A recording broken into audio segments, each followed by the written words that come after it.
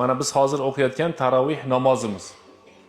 Uyda borib o'qiydigan namozimiz. Tarovih haqida biz domlamiz, boshqa domlalar hamma joyda ham tushuntirilyapti deb o'ylayman. Elimiz ham alhamdulillah tushunib kelyapti.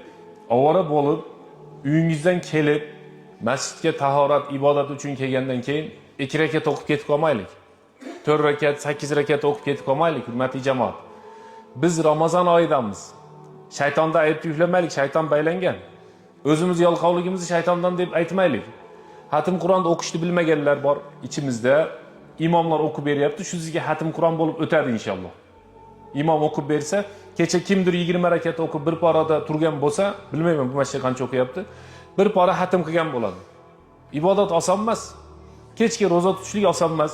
Xuddi shuni singari tarovihda ham kayfiyatimizga qarab, imkoniyat, o'y fikrimizga qarab turib, yalqovligimiz tutib qolsaylar chiqib ketmaylikda. Rozani qonimiz ochsaylar ochib qo'ymayapmiz. Chanqab qo'ysaylar ochib qo'ymayapmiz. Sigaret chekimiz kelsaylar ochib vermayapmiz rozani. Nos chekimiz kelsa masalan. Sabr qilasiz, savob bo'ladi.